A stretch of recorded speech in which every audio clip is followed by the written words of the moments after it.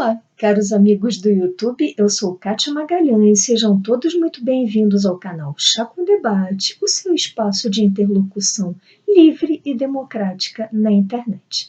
Sérgio Moro voltou a assumir o protagonismo no cenário político, pois hoje protocolou um pedido ao ministro Celso de Mello do STF, requisitando, ou melhor, clamando por uma ordem de divulgação integral do vídeo.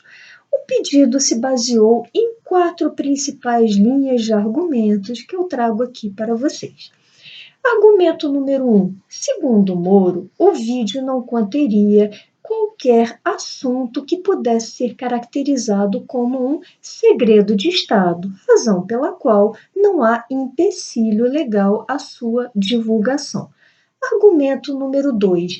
Por se tratar de um ato oficial do governo, a divulgação será um verdadeiro dever cívico, um dever de transparência dos governantes.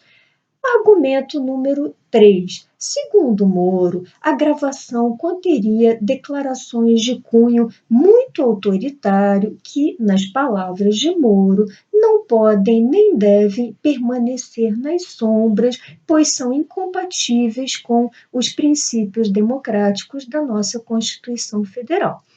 E argumento número 4. Segundo Moro, a gravação é o único meio hábil para comprovar que Moro definitivamente não apoiou o comparecimento de Bolsonaro aos atos antidemocráticos, a vários atos realizados nas principais capitais do país. Já tratei desses atos aqui neste canal, não me repetirei. Também, nas palavras de Moro, o vídeo comprovará que o então ministro não apoiou qualquer das declarações de Bolsonaro, onde o presidente minimizava a grave questão envolvendo a pandemia. E, por fim, o vídeo será capaz de demonstrar ao público, à nação inteira, que Bolsonaro, sim, efetivamente tentou interferir na cúpula da Polícia Federal e que Moro se desligou do governo por não ter aceito esta interferência. Esse é o teor integral da petição de Moro. Eu concordo inteiramente com os argumentos apresentados por ele e ainda acrescentaria mais alguns.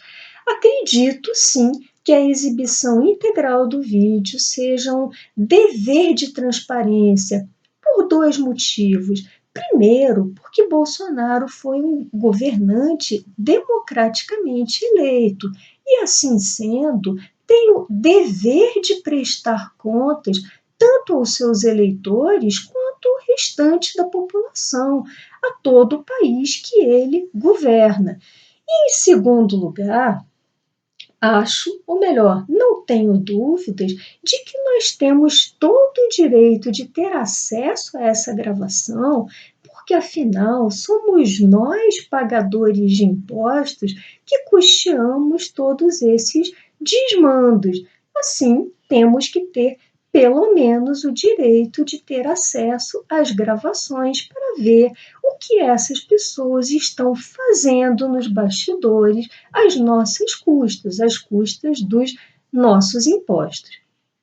Uma razão que Moro, obviamente, omitiu e nem poderia ter mencionado, pois foi um ex-ministro de Estado do governo Bolsonaro, uma razão adicional pela qual eu apoio inteiramente a divulgação integral desse vídeo é que me parece que essa medida de divulgar o vídeo, de mostrar à nação as vísceras do Planalto, possa vir a ser um fator catalisador de um eventual processo de impeachment. O que, como eu tenho deixado bastante claro nesse canal, enxergo com muito bons olhos, já que, a meu ver, Bolsonaro já perdeu toda e qualquer condição de governabilidade do país.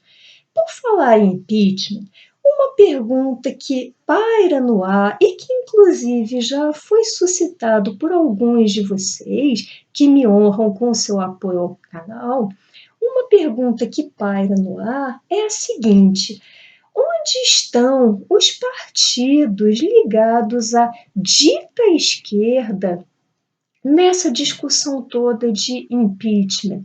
Onde estão partidos como, por exemplo, PT, PCdoB, PSOL, que desde o início do governo pareciam inimigos aguerridos de Jair Bolsonaro e de todo o seu ministério, pareciam fazer uma oposição feroz.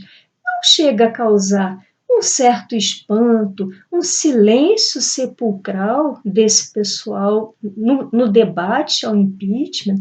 Não chega a causar algum espanto que parlamentares, deputados e senadores dessas siglas não tenham aderido a frentes parlamentares amplas que têm sido criadas, como vocês devem estar acompanhando na imprensa, têm sido criadas por alguns parlamentares, alguns deputados, como, por exemplo, o deputado Kim Kataguiri, que, como li ontem, li em alguns veículos de imprensa, estaria criando uma frente parlamentar ampla pró-impeachment. E aí fica a minha pergunta que não quer calar: onde estão os partidos da esquerda? Gostaria muito de ouvir vocês a respeito. Mas eu tenho uma hipótese que me permito suscitar aqui no canal. Creio que esses partidos demonstram a velha canalice de sempre e, em vez de zelarem pelos interesses do Brasil, que, a meu ver, me parecem estar diretamente ligados à saída, à pronta saída de Bolsonaro, em vez deles cuidarem desse tipo de interesse nacional, esquecendo rivalidades partidárias, pelo menos por hora, não, eles permanecem quietos, omissos e deixam o país sangrar, se depender deles, até 2022, na esperança de que uma população flagelada por tamanho desespero acabe elegendo em 22, talvez até em primeiro turno, algum preposto do condenado Lula da Silva. Assim, se comportam com a indignidade, com a canalice de sempre, atuando como verdadeiros abutres que comem literalmente os restos dos nossos cadáveres, dos cadáveres dos nossos mortos por coronavírus. E não poderia encerrar o vídeo de hoje sem uma menção especial à data, o próprio dia 13 de maio. Dia este em que uma determinada princesa, há mais de 100 anos, libertou milhões de peças, como eram chamados os negros escravizados. Aqui vai uma menção, uma singela homenagem ao 13 de maio, à Lei Áurea, que parece ser uma data muito esquecida recentemente pela nossa grande mídia, pela nossa imprensa, que parece ter trocado o dia 13 de maio, o dia efetivo da libertação dos escravos, por um suposto dia de Zumbi dos Palmares, dia 20 de novembro, sendo Zumbi dos Palmares uma figura, até onde eu saiba, posso estar equivocada, por favor me corrijam se vocês tiverem provas em contrário, quer me parecer que Zumbi dos Palmares tenha sido uma figura bastante desconhecida, sobre a qual se sabe muito pouco, mas que haja indícios, inclusive, de que Zumbi tenha mantido negros escravos em Palmares. Alguns negros libertos, que eram, digamos assim, a cúpula de Palmares, e outros escravos, assim como faziam os próprios brancos. Então, a nossa sociedade, que não parece ser muito pautada por parâmetros de razoabilidade, não parece buscar muito a verdade dos fatos, sobretudo nos últimos governos, tem esquecido solenemente dessa data do 13 de maio, que aqui, neste canal liberal, será sempre lembrada e festejada. A escravidão foi, no meu entender, a nossa pior mancha, a pior mácula da nossa história, uma mácula indelével, diria eu, e creio que essa mácula, a par da enorme tragédia humana que representou, nos deixou duas consequências que, infelizmente, vivenciamos até hoje. No meu entender, também gostaria muito de ouvir vocês a respeito. A primeira consequência diria respeito ao andar de baixo, aos estratos inferiores da pirâmide social, ou seja, aos mais pobres. A Lei Áurea libertou escravos, contudo, ao longo de toda a nossa República, nós vimos aqueles milhões de negros que haviam sido escravizados e que continuaram miseráveis, não foram de modo algum preparados para um ingresso saudável no mercado de trabalho e continuaram, em sua grande maioria, obviamente há muitas exceções, mas em sua grande maioria continuaram se arrastando em sua miséria. Por isso temos até hoje enormes bolsões de miséria, não só em regiões mais pobres como o Norte e Nordeste, mas até mesmo em grandes capitais temos esse fenômeno de favelização, que nada mais é, perdão, do que o resultado de uma política habitacional falida para essas pessoas que saíram das senzalas e foram literalmente jogadas às ruas sem qualquer preparo, sem capacidade de ganhar o pão nosso de cada dia. É claro que muitas dessas pessoas, graças a um esforço pessoal hercúleo quase, conseguiram ascender. Hoje conseguem, felizmente, ascender socialmente. Hoje creio que não há mais tanto preconceito racial, pelo menos espero eu. Esse é um ideal de sociedade liberal que eu imagino, porque, afinal, um liberal não enxerga cor de pele, não enxerga gênero, não enxerga essas características acessórias, enxerga cada ser humano, cada indivíduo. Contudo, essa herança escravista nos legou esses bolsões de miséria, inclusive aqui nas nossas favelas, nas grandes capitais, onde as pessoas, infelizmente, se arrastam, fazem qualquer tipo de trabalho mal pago para tentar garantir uma certa sobrevivência e, sobretudo, não hesitam em trocar seus votos por dentaduras, por bolsas família, perpetuando assim a eleição de tantos populistas como não cansamos de ver ao longo da nossa história. E o segundo legado, que a meu ver também permanece até hoje, diz respeito ao extrato mais privilegiado da sociedade. E aqui me refiro à altíssima casta do funcionalismo público.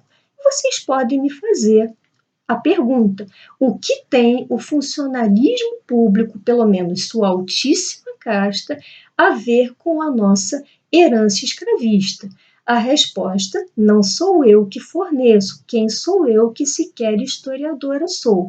A resposta é dada e, a meu ver, brilhantemente dada por Joaquim Nabuco, que descreve em detalhes a forma como a nossa elite latifundiária lá do 19, aquela elite latifundiária que vivia de mão de obra escrava e era bastante ineficiente, porque a escravidão pressupõe por si só uma ótima dose de ineficiência. Afinal, Pensem comigo, vocês acham que algum escravo vai se empenhar muito naquela lavoura, vai se empenhar em colher a safra muito bem, com muita agilidade? Obviamente que não.